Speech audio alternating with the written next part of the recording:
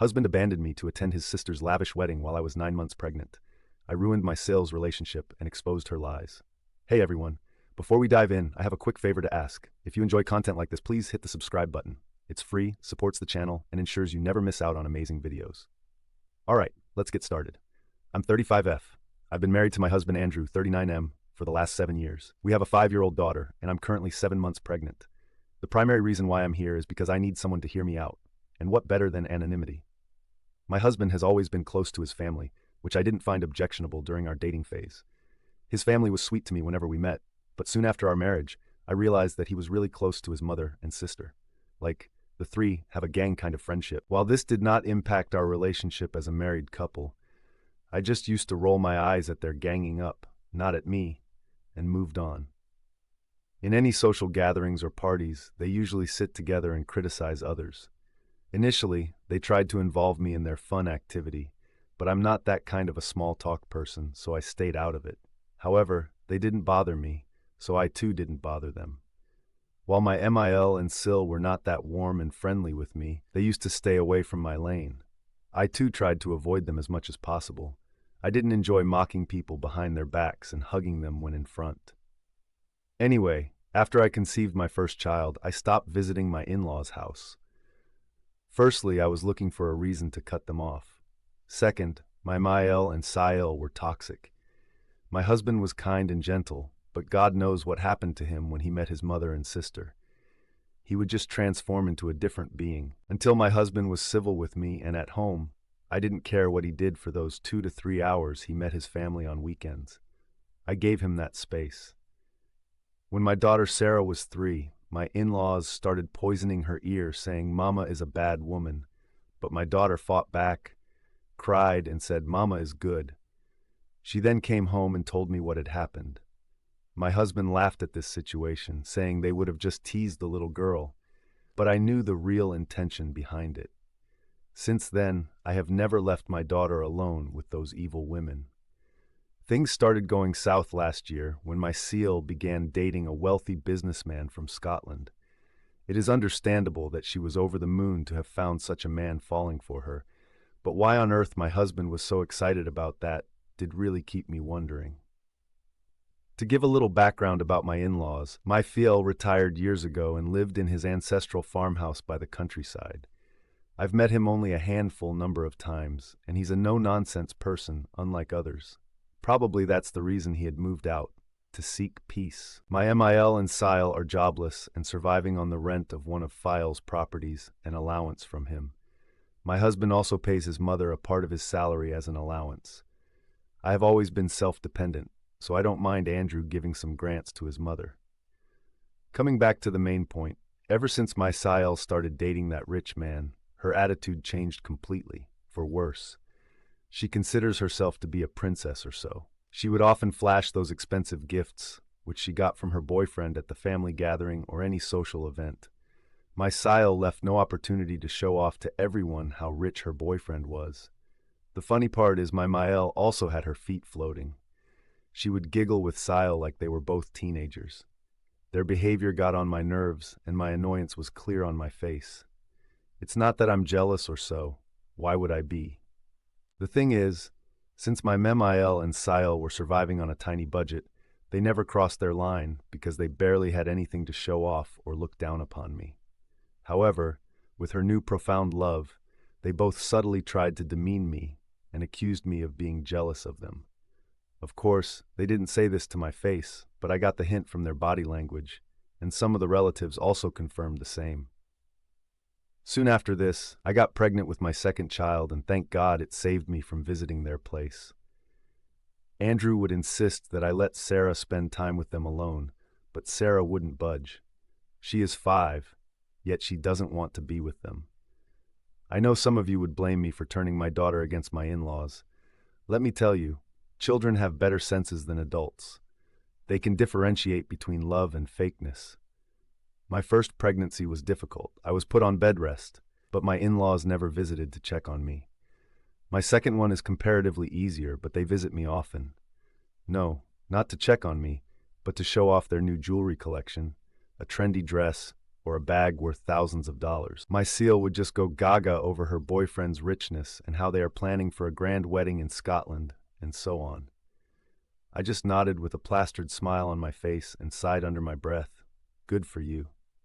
A week ago, my Mael and Seal showed up out of the blue. They started praising my cooking. Seal said that she loved the apple pie and bacon donuts I made. Rather than happy, I got suspicious of their gesture. I asked them why they suddenly remembered the dessert I had served them probably years ago. They were taken aback that instead of thanking them for their kind words, I directly jumped to the point. Sael said that she had been craving an apple pie for a long time, and none of the restaurants were able to match the taste I baked, so they wanted me to prepare those for her. I thanked them and told them I wasn't keeping well, and baking would take additional effort, which I couldn't manage with my pregnancy and a toddler. They were not ready to take no for an answer, and still insisted that I bake it for her. I could not push back further and said I would try to bake it whenever I felt okay.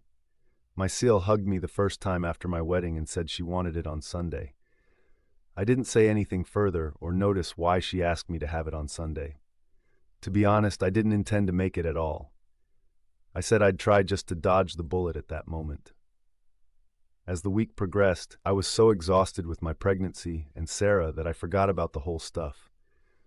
On a Friday night during dinner, Andrew told me that he would be busy for the weekend as Sile's boyfriend and his family were visiting them for dinner that Sunday.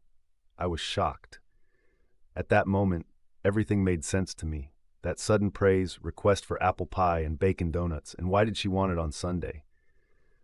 Well, I know I bake the best apple pie one would have. I mean, I'm truly good at it, but this doesn't mean I would give in to their trap. I informed Andrew about his mother and sister's visit and the request for dessert. Andrew said that his Sile's boyfriend and his Scottish family have a sweet tooth, and they have heard a lot about American apple pie and wanted to taste the authentic one. Andrew almost blurted out how his Sile had boasted about herself that she could bake the best of this dessert and promised to serve his family during family dinner. I was aghast. I told Andrew that I was not going to take up this hard work in this condition when someone else was going to take the credit for it, and on top of that, I was not even invited to the dinner. He said I was in my 7th month, and his mother thought I would be uncomfortable in front of the guests, so they skipped inviting me. Even if I believe her intention to be genuine, which is not, why didn't they tell me about the dinner when they visited me asking for dessert? Andrew just shrugged his shoulder and said he didn't know.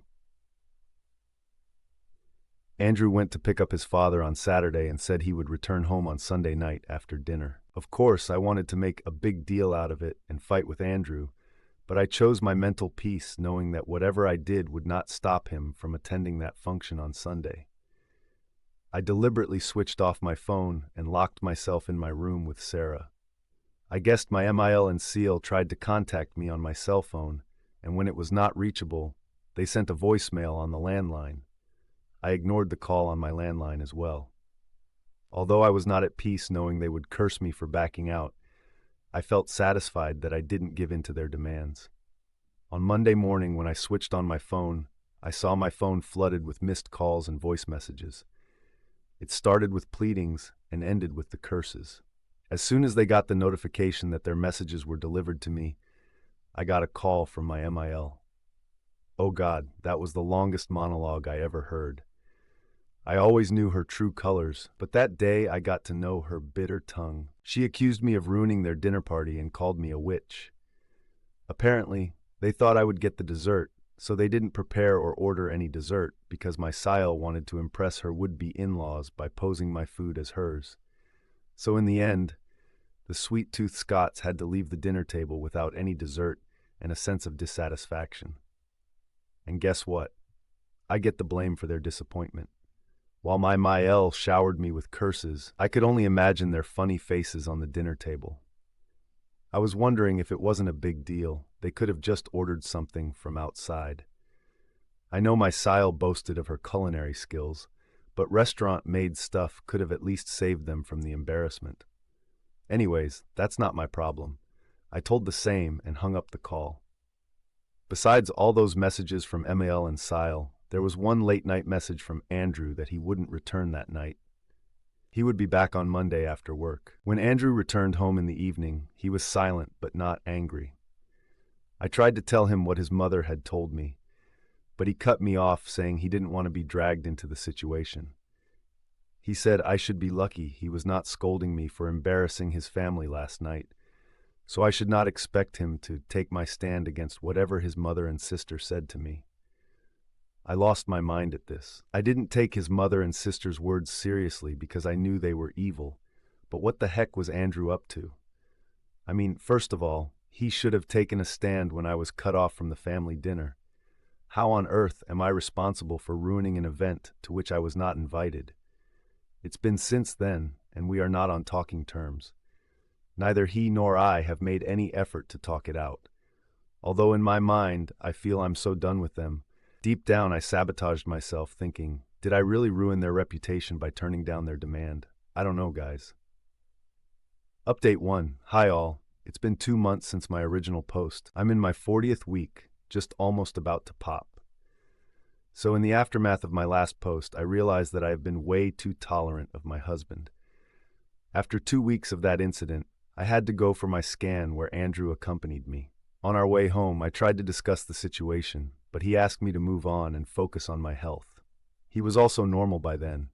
I took it positively that he did not hold on to any grudge, but somewhere I felt his behavior to be secretive. Anyways, just today morning, I woke up to see Andrew packing his bags.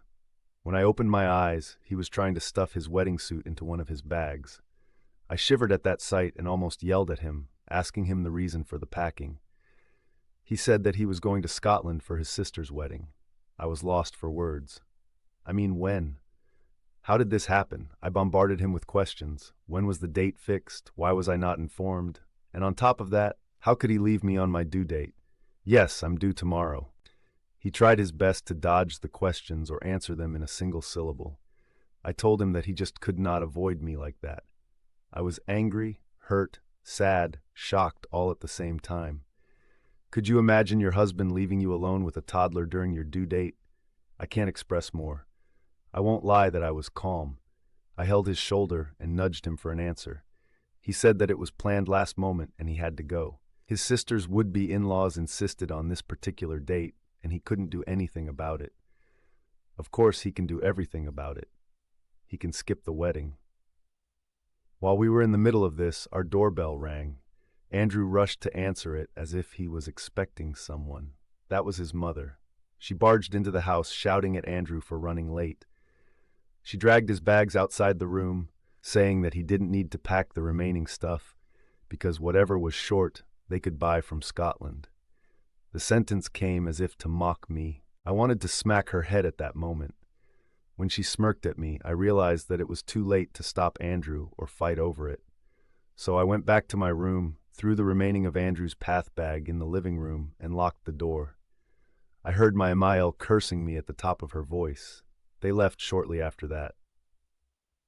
I then realized why Andrew had acted so secretively for the last month, and I was thinking that he was just torn between me and his family.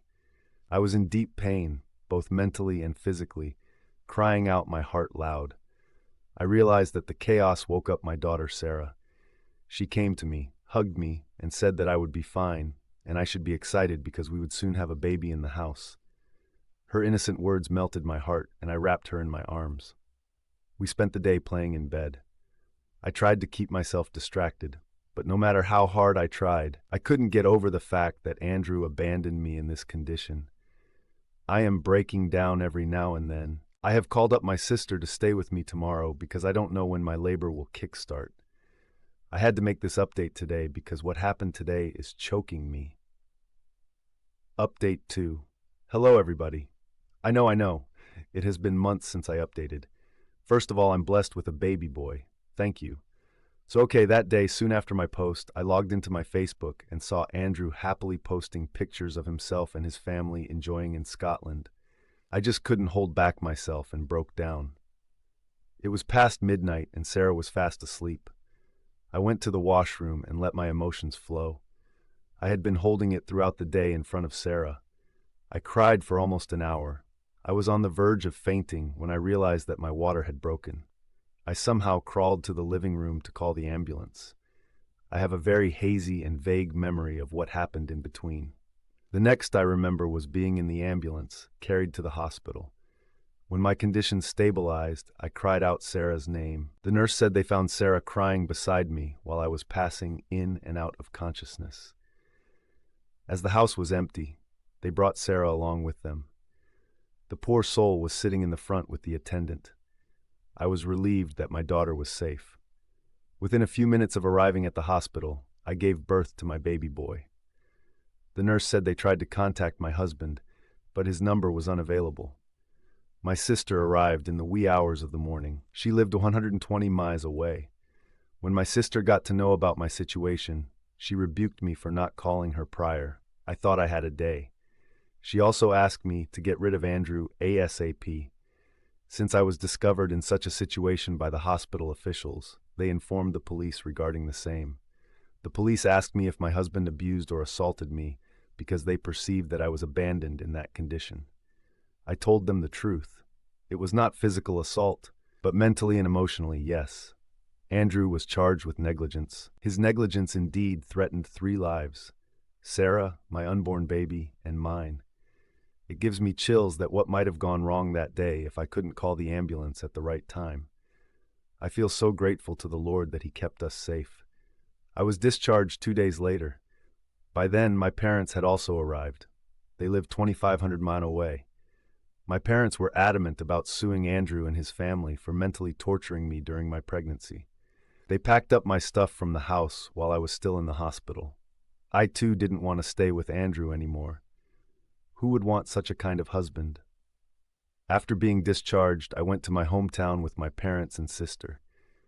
It was almost a week after my delivery that Andrew returned home. It appeared from his Facebook activity that they extended their stay after the wedding to explore Scotland. It amazed me to see how stress-free he enjoyed his vacation, unbothered that his wife was due during that period. He didn't even call or text me during that period. I also didn't disturb him because I had planned to ruin him and his family. A week later, when he returned, he found an empty house, legal notice of divorce, and charges police pressed him with. He had a week to appear before the police to give his statement. He panicked, called me 100 times. I won't lie, I enjoyed the sight of his endless calls and pleading voicemails. Soon, I got calls from my MIL and voicemails begging me to talk to them. I told my parents about it. They called Andrew and asked him to visit our house. He flew down to our house on that very day with his mother. My parents humiliated both of them for torturing me and threatened to ruin both of their lives. Andrew insisted on talking to me in private. He literally begged me for forgiveness and reconciliation. He started emotionally trapping me by saying that our child needs a father too, and I shouldn't deprive them of happiness. I asked him the gender of our second child, and he was dead silent. My boy was a week old, but his father didn't know he was born. Do you think a child needs that kind of a father? His mother too pleaded for forgiveness, saying that these court cases would damage their reputation in front of their new relatives, Seal's in-laws. But I didn't care. I just laughed at her reason. Ultimately, when they were asked to leave, they insisted on seeing the newborn. But I didn't want their eyes and shadow on my children. My father chased them out of the house. Meanwhile, I contacted my Sile's new husband on social media. I introduced myself, as we had never met. To my surprise, he was also suspicious of Andrew and his family.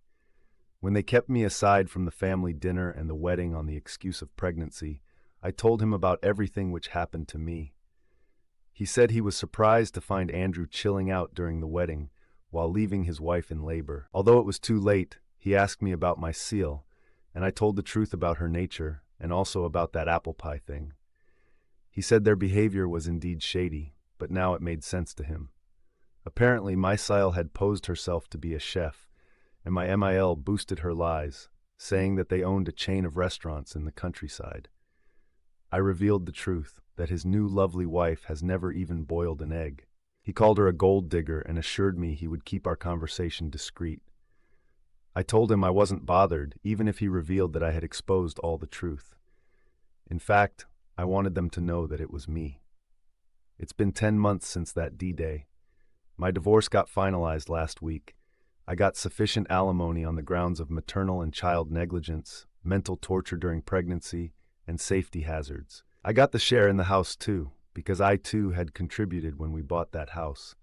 I have given the ultimatum of 3 months for Andrew to pay my house share, or else it will be put up for auction. Plus, I got child support too. The interesting part is, soon after my conversation with Seal's husband, I got texts from my SIL accusing me of ruining her life. Later, I got to know that her husband had got an investigation done on my in-laws' family background. The truth was revealed that they were not wealthy as they had posed themselves to be, and my SIL had also lied about many things, including her job. As per the information from some of the gossip-monger relatives, the Scotts have sent back Andrew's sister and have filed for a divorce. They have accused her of money laundering. Apparently, she was stealing money from her in-laws' locker and sending it to her mother. Her husband labeled her a gold digger because she had already sucked thousands of dollars from him while they were dating. I enjoy this gossip with a sip of wine. I wish the trio, husband Emil Seal, a happy gossip life in poverty.